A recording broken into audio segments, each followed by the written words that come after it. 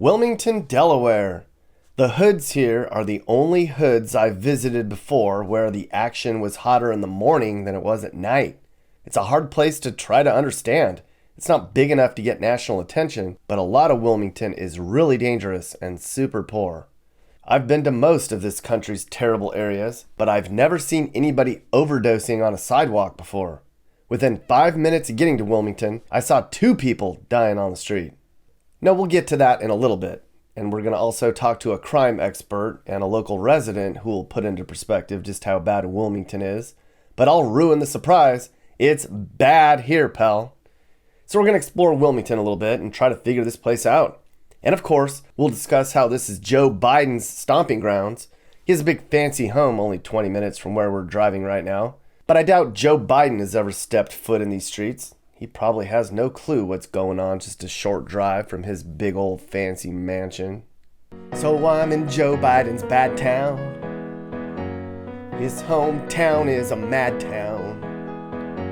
Kind of place where there's desperation. It's a president's hometown, sadly. Hey! So it was a pleasant day in Wilmington the day I arrived. It was late February and not too cold for being so far north. When I got there, the first thing I did was drive to Joe Biden's house. I wanted to see how the president of the U.S. lives. Who wouldn't, right? However, sadly, it would not happen on this trip. He was in town and they have a big roadblock getting into his neighborhood. I don't think Joe would agree with many of the things I have to say on this channel, so I don't think I'd get a pass through there. Here's what his house looks like in case you care. It's worth about $2 million. But for perspective, I was able to get into the next neighborhood over. This is what that looks like. This neighborhood looks very similar to the one Joe lives in, just with less armed guards all around. The Bidens actually have 2 houses in Delaware. The other one is this $3 million home in Rehoboth Beach. Good for you, Joe. From Joe's hood, I headed downtown. It's about a 20-minute drive, and I wanted to see what that looked like. Downtown Wilmington really isn't all that. It's small and unappealing. Some streets are sorta okay. Others are kind of beat up. I had expected more, since Wilmington is one of the credit card capitals of the country. There's only 70,000 people here, and the population's dropping fast. At its peak in 1950, Wilmington had 110,000 people. That's a 40% decline. Why, you ask? Well, this state is stagnant. It's been a one-party state for the past 3 decades. And by one party, I mean liberal. Delaware's 45th in population, but on paper it's the 9th wealthiest per capita in the nation, where the per capita GDP is $66K. That's higher than even California. Most of that wealth is up in the rich pockets in and around North Wilmington, in neighborhoods like Joe's.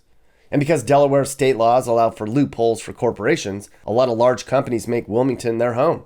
Although you really wouldn't know that driving around most of this city. It's certainly a case of the rich and the poor here. As we'll see in a bit, a majority of Wilmington is in a bad place. A quarter of residents here live in poverty and half the kids get welfare benefits.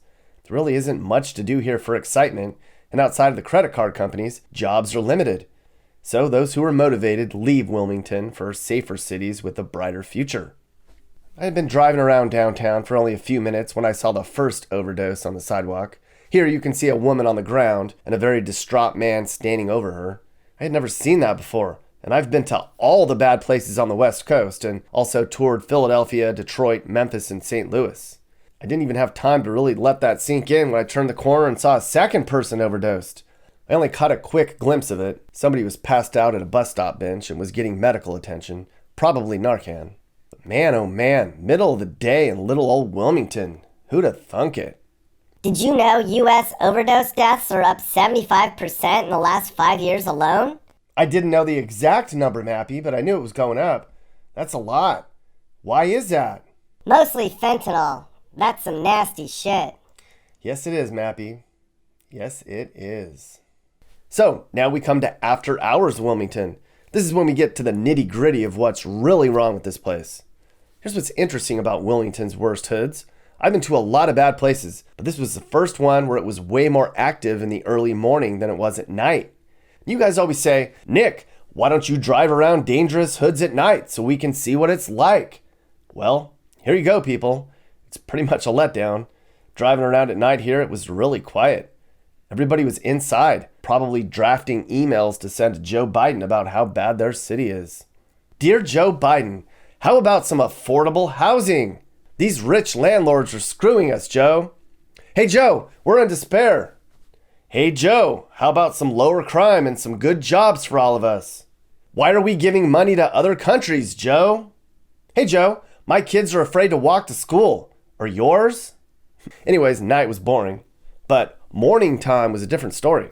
Wilmington's worst hoods are as run down and dangerous as you might expect. It reminded me of Baltimore, but just not as run down and sketchy. Now, crime here is super bad, and we're going to talk about that in a little bit. But it's actually not as bad as it was 5 years ago when Wilmington was up there with nearby Philadelphia, Camden, and Chester for number of crimes per capita.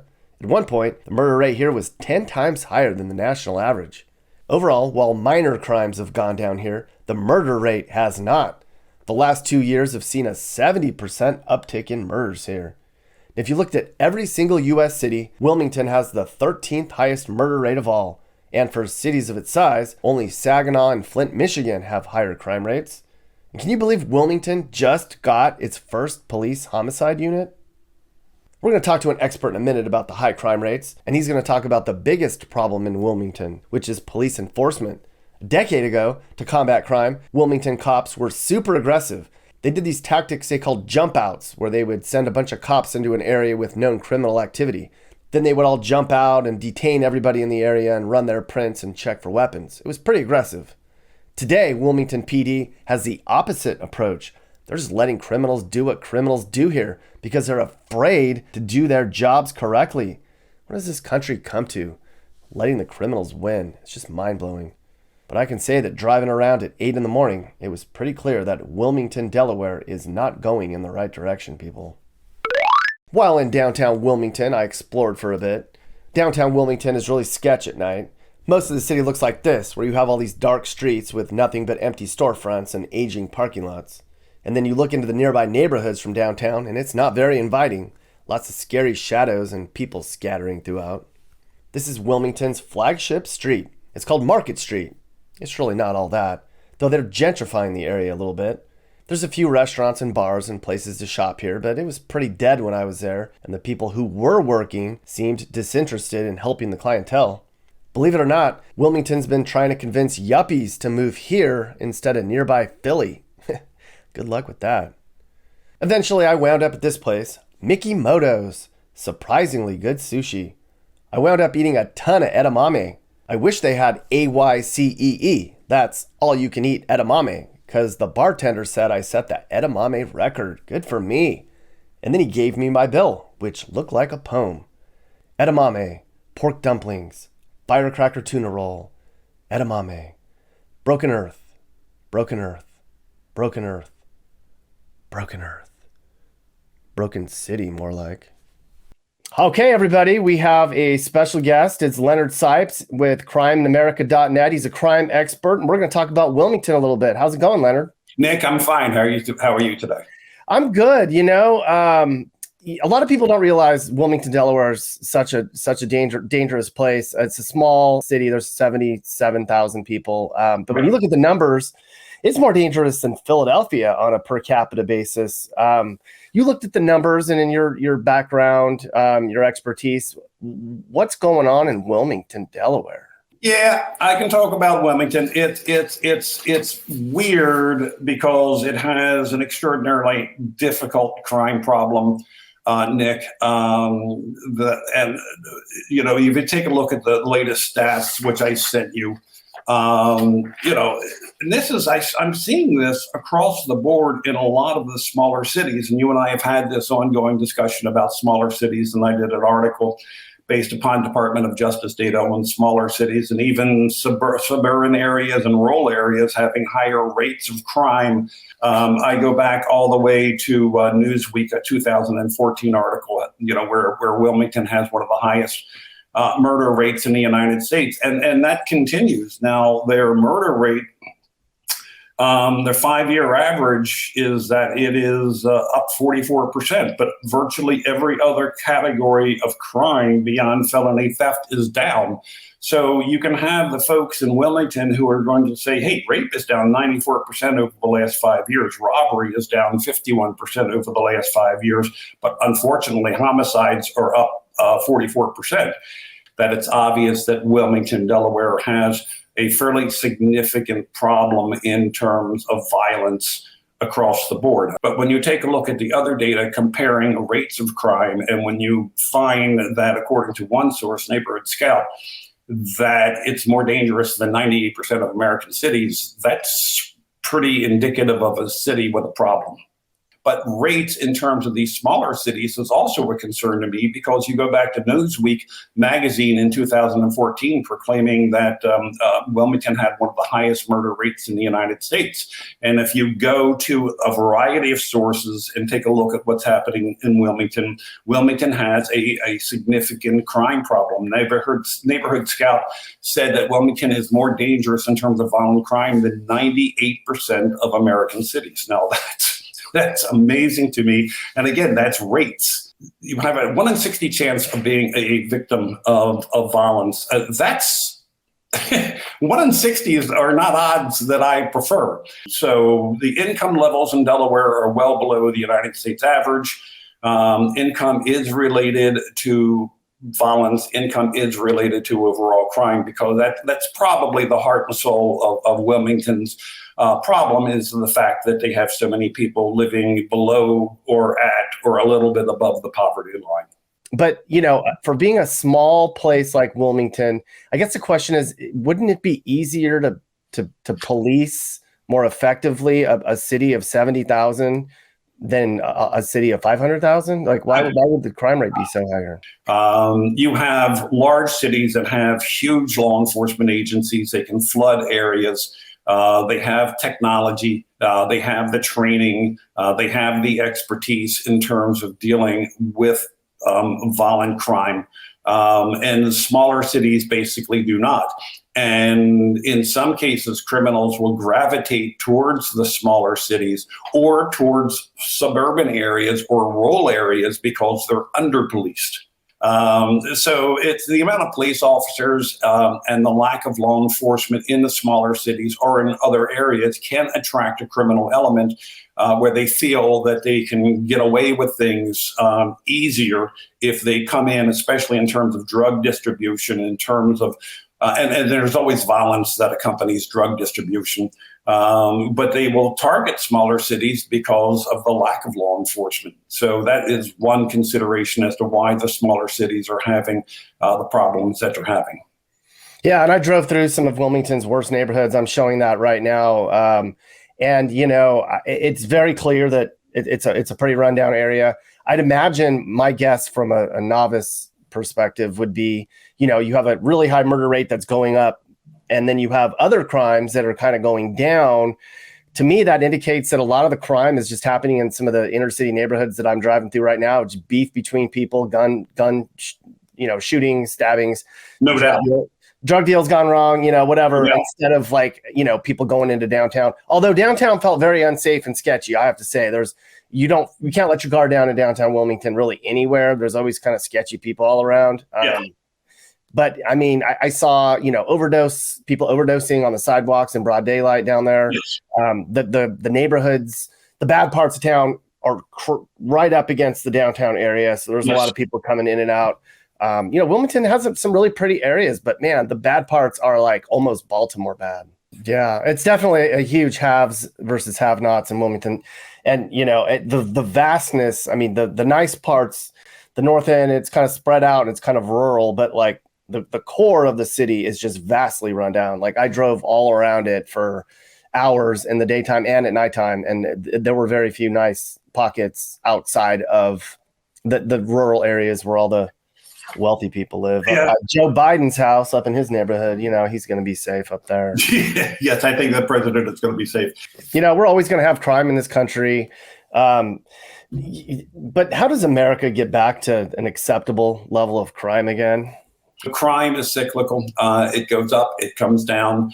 Criminologists will have a very hard time giving you a precise reason as to why crime goes up and why crime goes down. But the real problem, and I'll give you an opinion that is shared by many and not shared by others, is we had the riots, we had the disturbances happening all around the country, $2 billion in insurance damages. So the riots basically told the law enforcement and law enforcement officers that we don't want you to do proactive policing. We don't want you to do aggressive policing.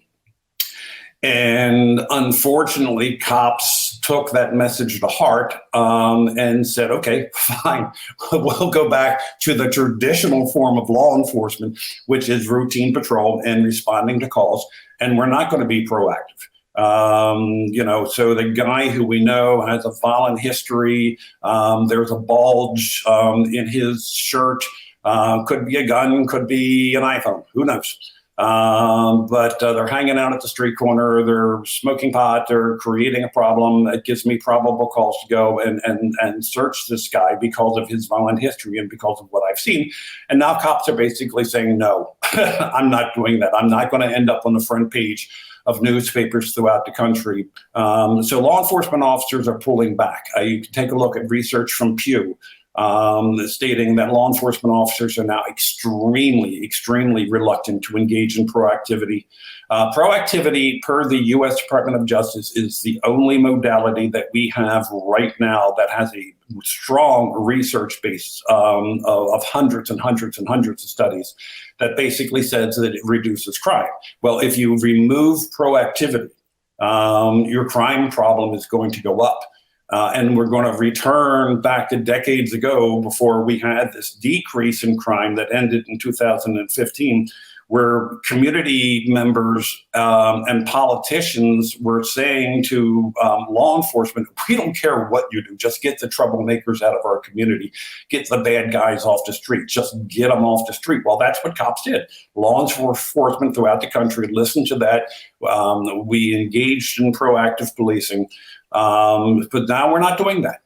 And you can see crime problems go up in cities throughout the country. And as we started off the conversation, we're seeing these same issues appear not just in large cities, but medium-sized cities. Smaller cities are being hammered. Smaller cities like Wilmington, Delaware are being hammered by violence. And I'm talking to reporters in smaller cities throughout the country asking the same questions. We're having the same conversations about why their small city is suddenly having such a high rate of violence.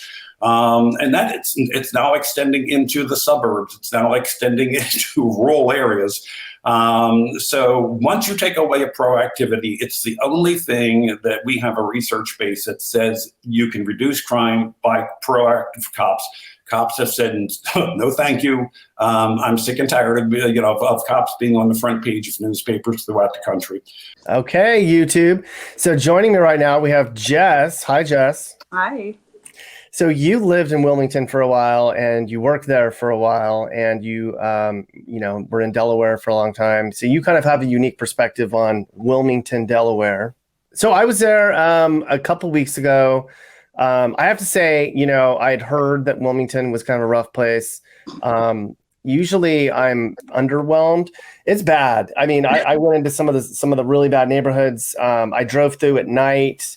I drove through in the daytime. It was surprisingly a lot more active in the morning than it was at night. Yeah. It reminded me of like a Baltimore light with like the kind of vibe and the way it looked. I was like, man, this place is pretty rough. I guess growing up there, now being there, it doesn't scare me as much. But that being said, like I told you, I worked in the ER. A lot of our gunshots and stabbings and believe it or not, machete stabbings come from that area. So it's interesting. Yeah. And when you were there, you lived kind of on the nicer part of town where the police officers and firefighters lived. But a few blocks over, gunshots, stabbings, drug deals. You had your car stolen twice? I did. It's not funny, but So did you leave because Wilmington was rough? No, my husband's military. I probably wouldn't have left. I don't know how to explain it.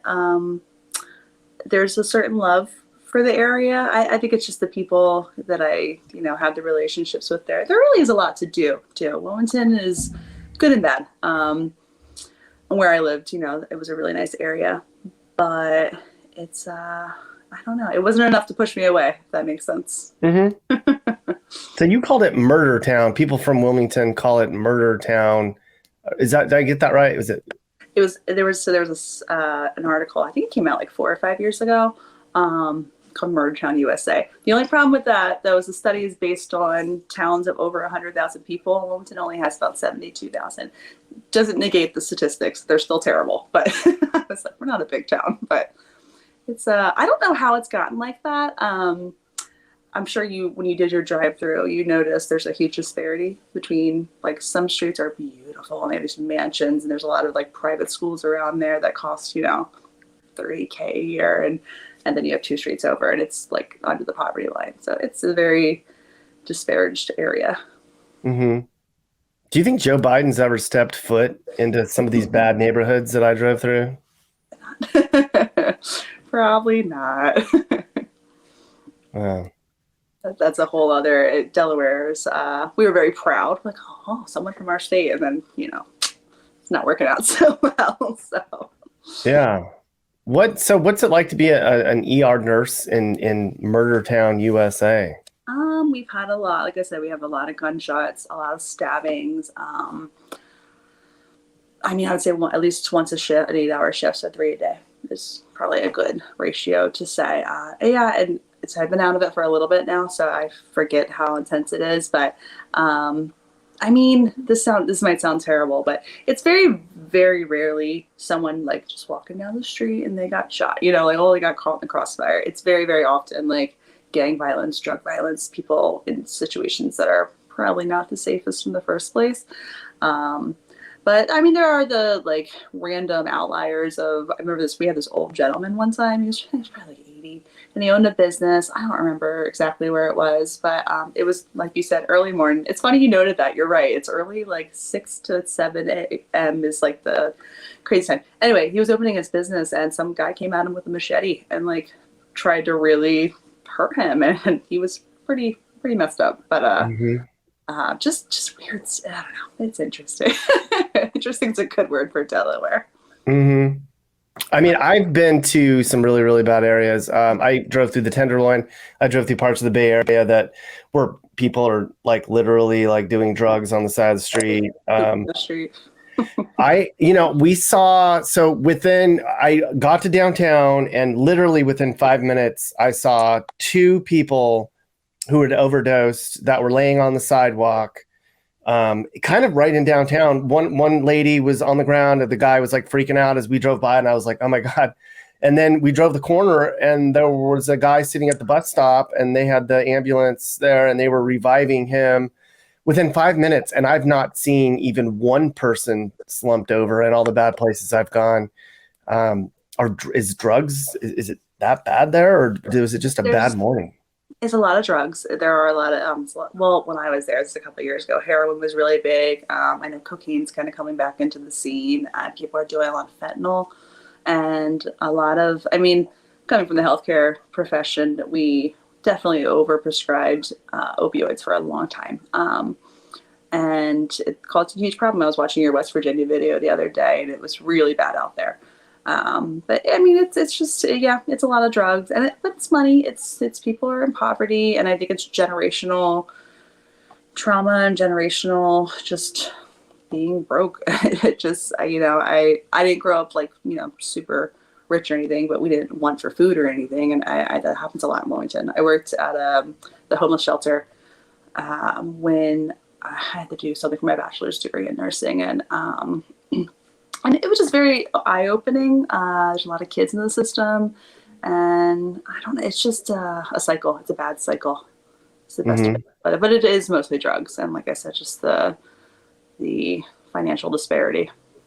I have to say, I was surprised we were coined Murder Town. I was a little, but maybe I'm just used to it. Which is, there's this weird love for it. There's this weird love for Wilmington and Delaware, and we're the small wonder. Mm-hmm. Are you looking to move and need advice? I do consulting. That's right. I'll sit down and talk about where the next perfect place for you and your family should be. I do it all the time. Together, let's find you a new home that's safe and checks all your boxes.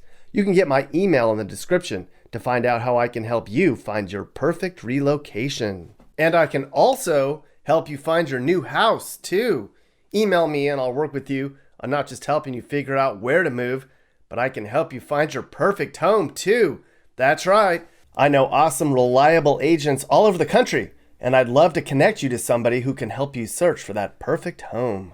Hey everyone, so it's pretty clear by now that elected leaders aren't going to help you. If you don't like what you saw in this video, demanding change won't work. You're going to have to do it on your own. If you want to be safe and want your community to be a place where people want to live, you're going to have to clean the place up yourselves. You're going to have to work with your friends and neighbors to lower crime. Politicians clearly don't care as much anymore. It's up to us. This is Sage, Nick's manager. This has been a Corner House Entertainment production.